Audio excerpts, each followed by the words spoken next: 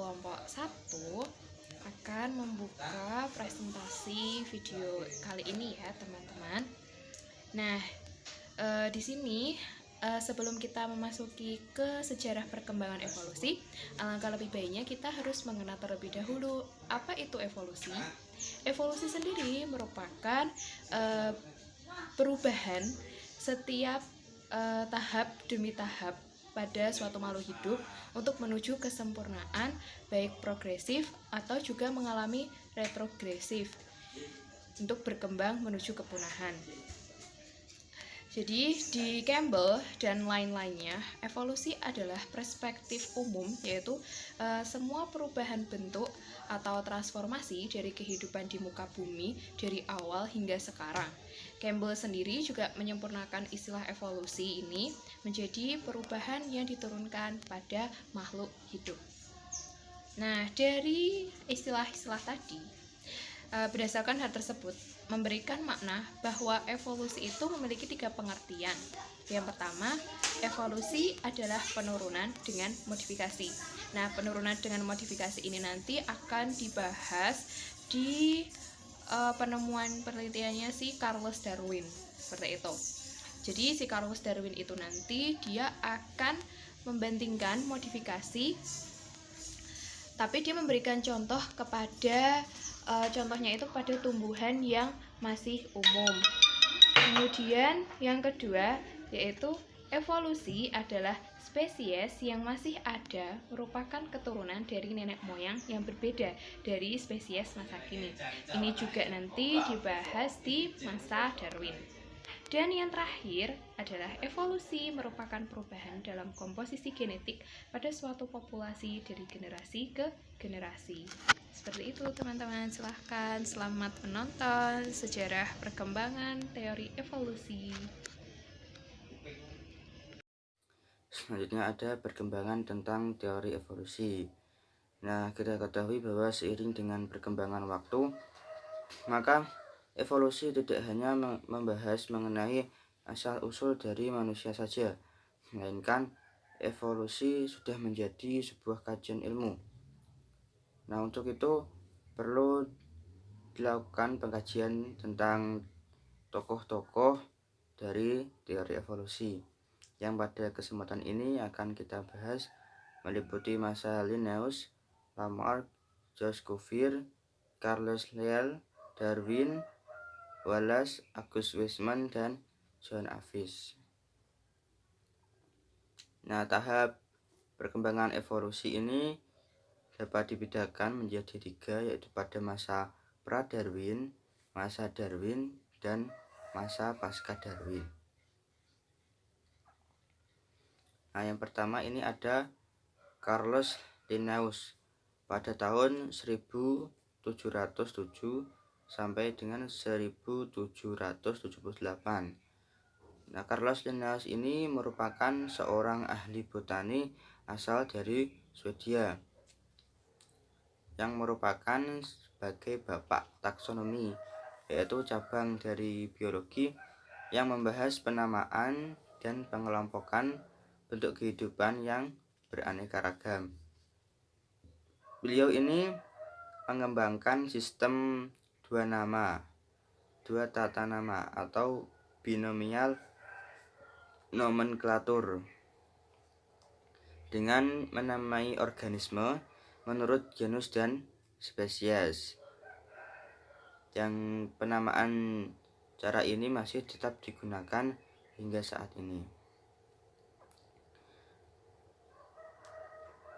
Nah, Linnaeus itu melakukan klasifikasi makhluk hidup bukan karena adanya evolusi, melainkan karena pola penciptaan Tuhan.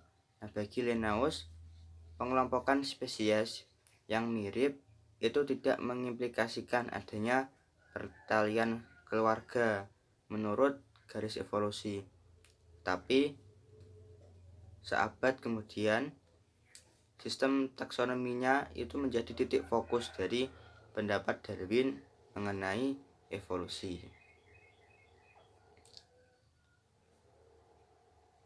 Nah, ini ada gambar dari Pak Carlos Linnaeus.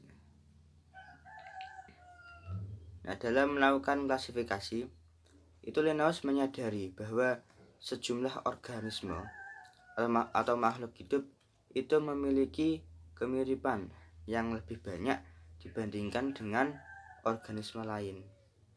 Namun, dia tidak mengaitkan dengan evolusi. Nah, Linnaeus ini menyatakan bahwa kemiripan spesies itu diakibatkan karena pola penciptaan yang menurutnya itu demi kejayaan Tuhan. Carlos Linnaeus juga menyatakan semua tanaman dan binatang yang hidup sekarang ini itu dahulu serentak diciptakan di atas bumi oleh satu ciptaan saja. Mereka diciptakan dalam bentuk seperti yang tampak sekarang ini dan tidak pernah ada tanaman dan binatang yang lain di bumi ini kecuali tanaman dan binatang itu hidup sampai sekarang.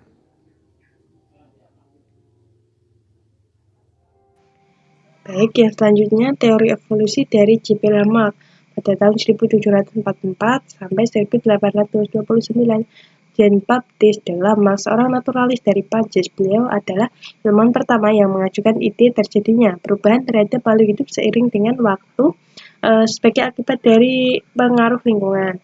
Nah, J.P. Lamarck menyatakan bahwa perbedaan antara individu terjadi karena kebiasaan atau latihan-latihan yang dilakukan oleh individu tersebut.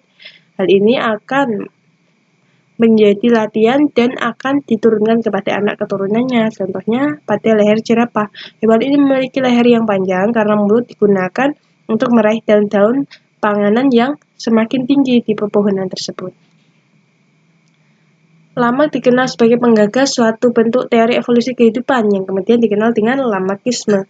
Ia percaya akan adanya perubahan linear pada makhluk hidup dari bentuk tersederhana menuju bentuk yang lebih canggih. Walau demikian, ia mendasarkan pada pendapat yang telah berlaku pada masa kuno yang menyatakan bahwa setiap spesies sudah ada sejak penciptaan kehidupan.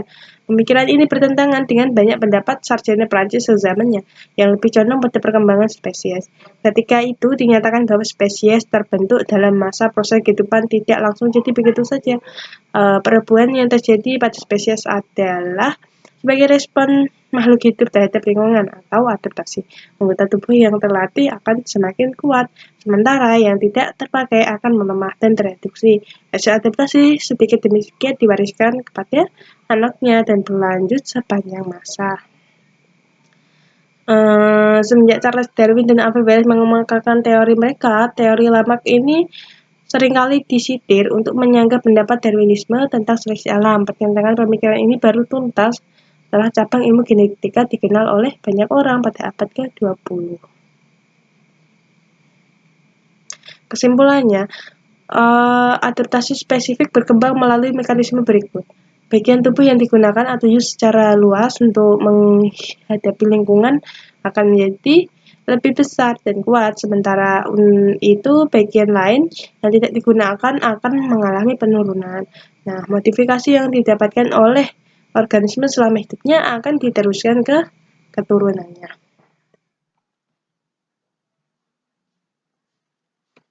Nah, kemudian saya akan menjelaskan tokoh yang selanjutnya, yaitu ada George Cuvier pada tahun 1969 dan 1832 penelitiannya.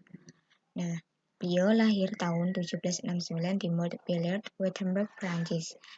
Pendidikannya itu di Montpellier, di mana dia mempelajari tentang zoologi dan botani. Beliau dikenal karena merupakan tokoh sains yang berpengaruh dalam anatomi, sehingga dikenal sebagai bapak paleontologi vertebrata. Dan paleontologi sendiri merupakan ilmu yang mempelajari tentang fosil hewan, manusia, dan tumbuhan. Nah, saya akan menjelaskan sedikit tentang siapa itu George Cuvier ya. George Cuvier ini putra kedua dari 3 bersaudara. Ayahnya adalah perwira di ketentaraan dan keluarnya adalah penganut agama Kristen Lutheran yang sangat taat. Nah, George Cuvier ini memiliki teori-teori yang ia kemukakan termasuk dalam masalah evolusi. Nah, teori ini dikemukakan bahwa dia menyatakan setiap spesies tercipta ini secara terpisah. Spesies-spesies baru akan muncul setelah terjadi bencana. Nah, George Cuvier ini percaya bahwa bencana dan malapetaka yang terjadi di muka bumi akan mengikis kehidupan yang ada. Dalam setiap peristiwa bencana, selalu ada satu wilayah yang terhindar dari bencana tersebut. Nah, kemudian yang tersisa ini akan menyebar ke wilayah-wilayah lainnya. Nah, dalam teori ini, Cuvier ini meyakini bahwa ada kehidupan yang telah mengalami kepunahan.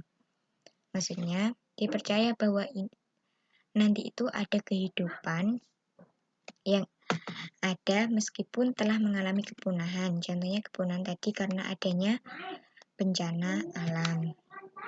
Nah, itulah penjelasan mengenai dari tokoh George Cuvier.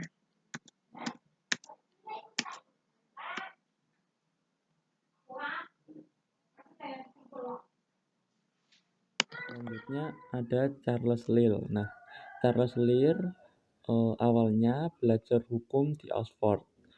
Kemudian ia menjadi pengacara di London.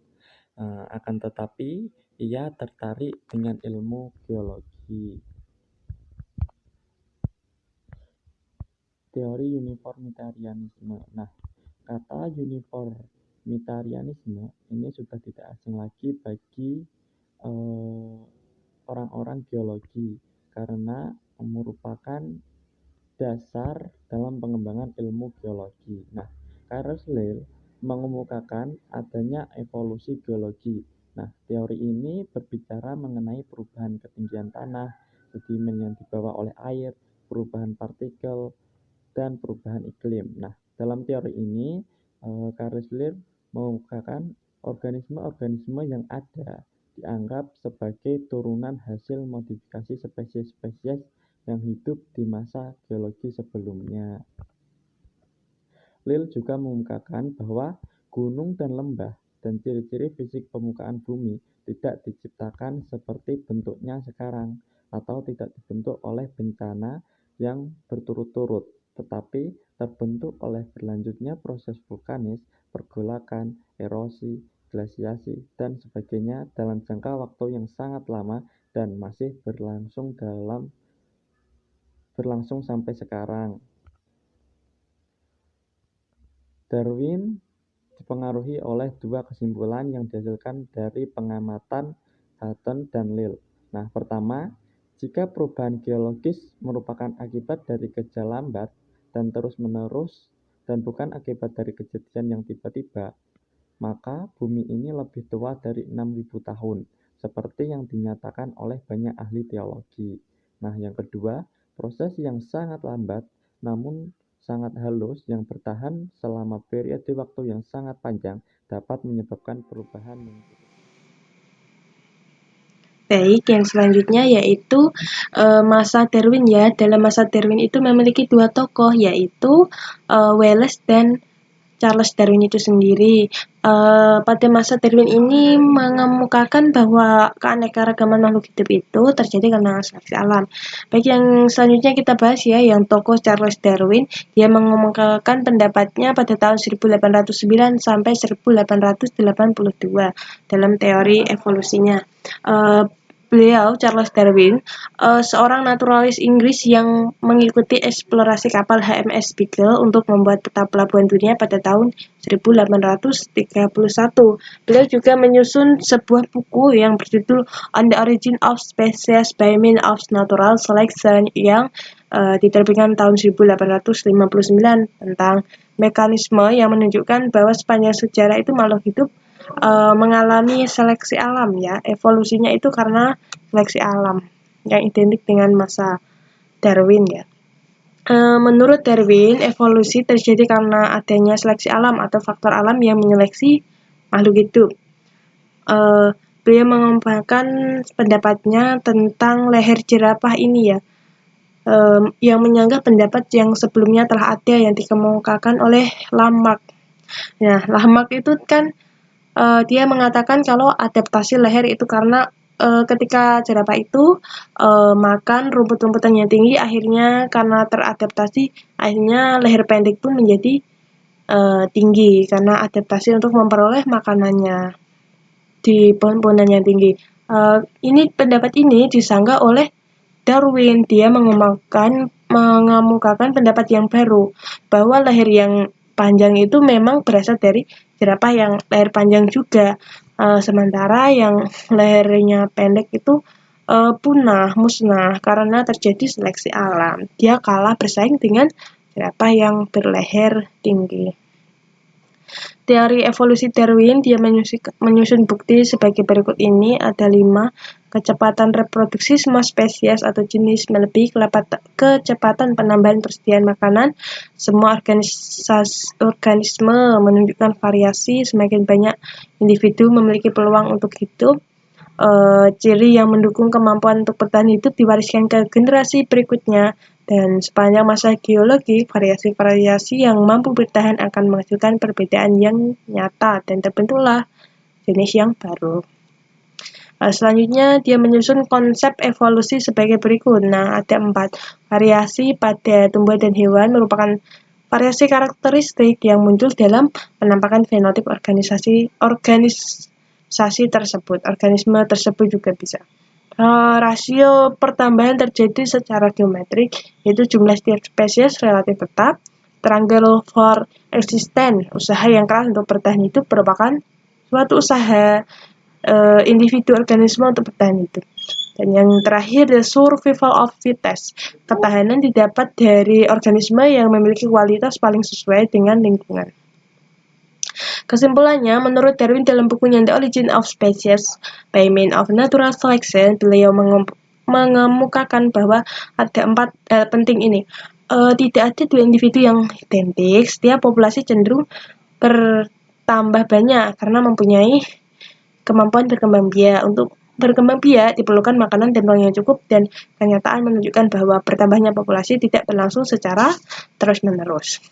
Dan seleksi alam menurut Darwin adalah keberhasilan yang berbeda dalam reproduksi, terjadi melalui interaksi antara lingkungan dengan keanekaragaman yang melekat di antara individu organisme yang menyusun populasi. Produk berupa adaptasi populasi dengan lingkungannya.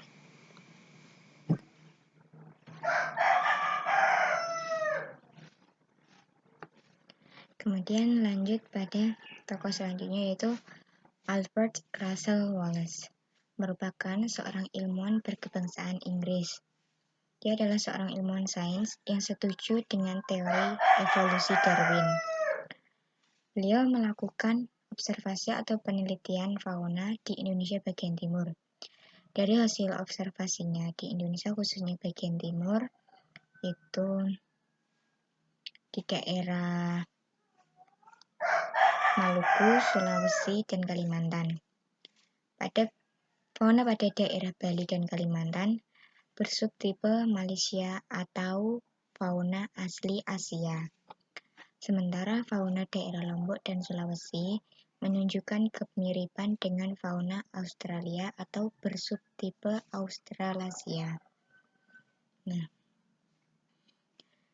pada saat melakukan penelitian, yaitu tepatnya di Kepulauan Aru, Wallace ini menderita malaria.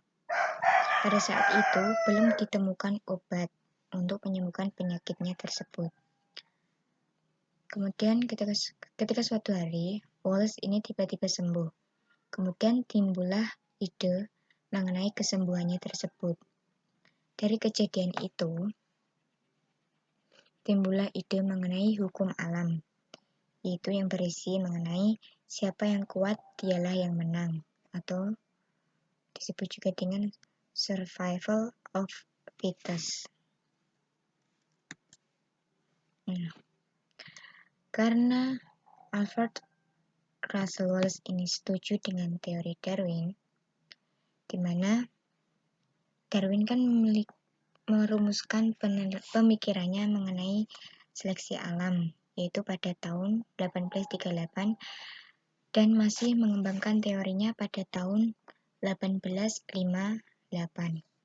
Nah, ketika saat itu Alfred masih melakukan penelitian di Indonesia bagian timur, dia mengirimkan surat untuk Darwin, yaitu surat dari Ternate.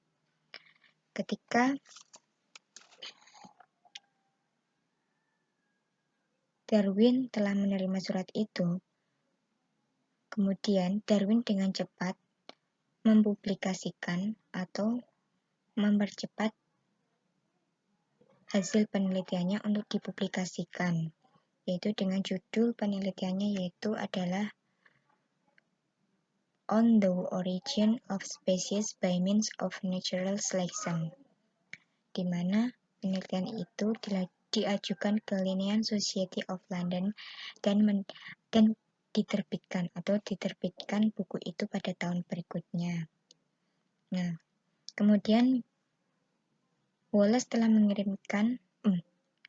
meskipun Wallace telah mengirimkan penelitiannya untuk diterbitkan terlebih dahulu, dia tetap mengagumi Darwin, di mana Darwin telah mengembangkan gagasan seleksi alam dengan sedemikian ekstensif. Sehingga dari kejadian itulah Darwin yang harus diakui sebagai arsitek utamanya.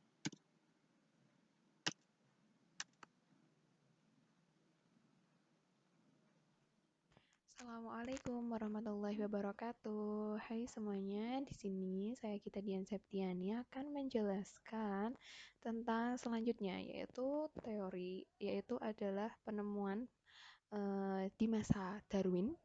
Yang kedua itu ada masa teori genetika. Nah, di sini masa teori genetika ini dikembangkan atau diviralkan oleh penemuan yaitu yang bernama I'm Frederick Leopold August Weismann. Nah, di situ ada fotonya ya. Bisa kalian lihat nih loh si Weismann. Nah, si Weismann ini sebelum kita belajar mengenai teorinya Weismann, alangkah baiknya kita mengetahui biografinya beliau terlebih dahulu. Nah, si Weismann ini adalah seorang ahli biologi evolusi yang berkebangsaan Jerman. Weismann merupakan ahli teori evolusi kedua setelah Darwin pada abad ke-19. Jadi si Weismann ini dia itu adalah ahli biologi evolusi ya. Di sini dia akan mengemukakan teorinya yaitu teori genetika. Lanjut. Nah, ini adalah pernyataan si August Weismann mengenai evolusi. Dia menyatakan bahwa evolusi terjadi karena adanya seleksi alam terhadap faktor genetik. Jadi di sini dia menekankan bahwa seleksi alam itu terhadapnya itu adalah faktor genetik. Terjadinya itu karena faktor genetik, faktor gen. Variasi yang diwariskan dari induk kepada anaknya bukan diperoleh dari lingkungannya, tetapi perubahan yang diatur oleh faktor genetik atau gen. Jadi si August Weismann ini dia berpendapat bahwa evolusi itu seleksinya itu terjadi karena adanya perubahan faktor genetik, bukan karena faktor lingkungan seperti itu. Kemudian, nah di sini, maaf ya. Jadi seleksi alam terhadap faktor genetik pada variasi genetik dalam populasi yang merupakan gambar dari adanya perbedaan individu-individu terhadap lingkungan adalah bahan dasar dari perubahan adaptif. Suatu populasi terdiri dari suatu jumlah individu. Dengan suatu kekecualian, maka tidak ada dua individu yang serupa. Begitu pula juga manusia. Manusia satu dengan manusia lainnya kan pasti berbeda ya kan? Dari bentuk tubuhnya, warna rambutnya, warna kulitnya. Nah, itu semuanya itu siapa yang mengatur? Yang mengatur adalah gen.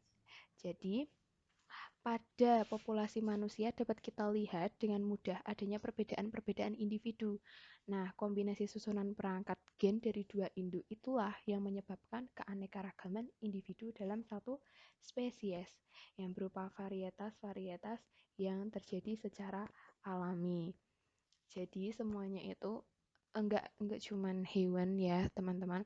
Jadi kita bisa lihat manusia satu dengan lainnya itu berbeda. Iya memang berbeda. Karena apa? Karena ini pengaruh oleh faktor genetik. Begitu juga dengan hewan seperti itu.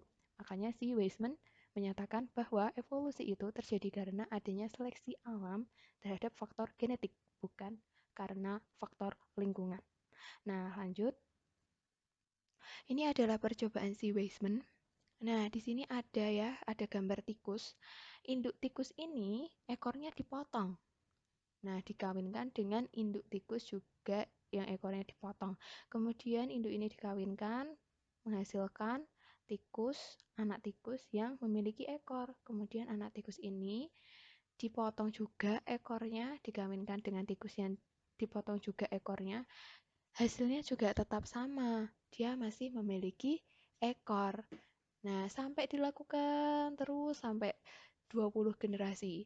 Jadi, si Weismann mematahkan teori bahwa evolusi itu terjadi karena seleksi alam dari perubahan faktor genetik.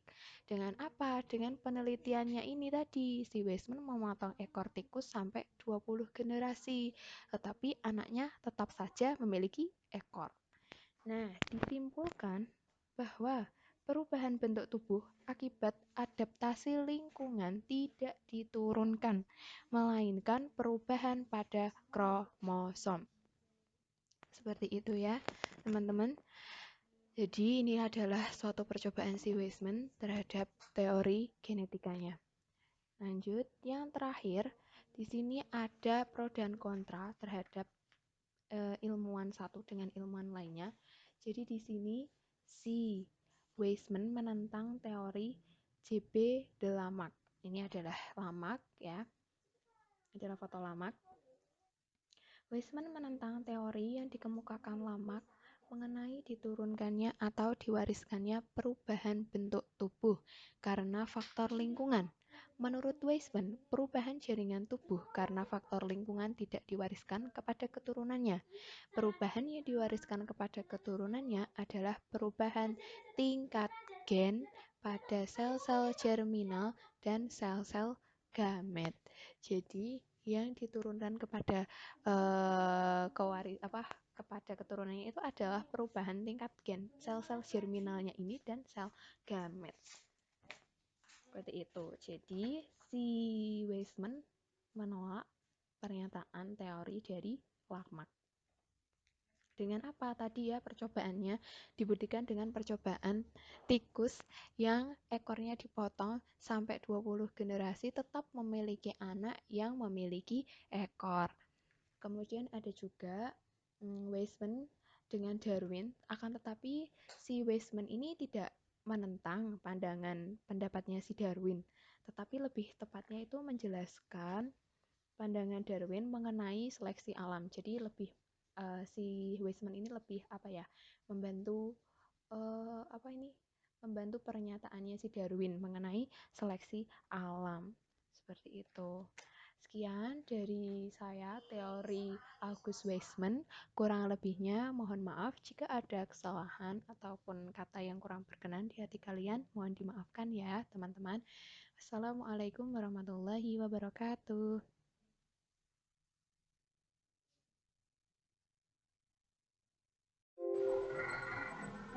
Selanjutnya yaitu John Charles Eavis.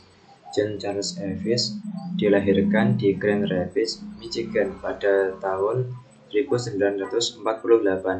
Pada tahun 1975 di University of California, penelitian Eavis mensyaratkan penanda molekuler untuk menganalisis proses ekologis, perilaku, dan evolusi di alam seperti keturunan genetik, mode reproduksi, struktur populasi, spesiasi, hibridiasi, filogeografi, dan filogenetik. John Charles Eavis banyak memberikan sumbangan pemikiran beliau terhadap evolusi, sehingga membuka pandangan baru dalam ilmu evolusi. John Charles Eavis menerbitkan buku yang berjudul Molecular Maker, Natural History and Evolution, yang berisi studi filogeni, sejarah alam, dan evolusi.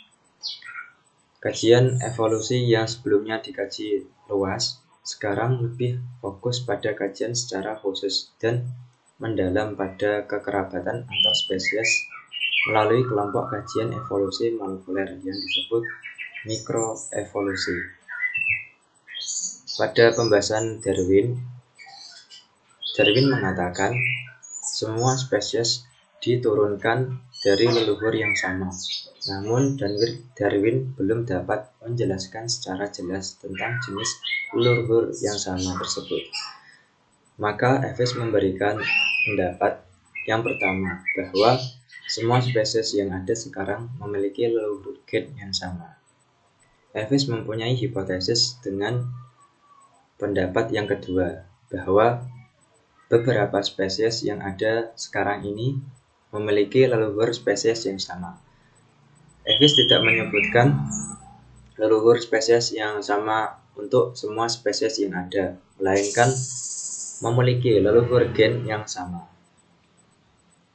Dari teori John Eves ini, peneliti-peneliti sekarang lebih memfokuskan kajian evolusi, bukan sekedar mencari asal-usul makhluk hidup secara luas, namun untuk menelusuri asal-usul spesies atau kelompok spesies yang memiliki kekerabatan. Demikian presentasi dari kelompok kami. Kurang lebihnya mohon maaf.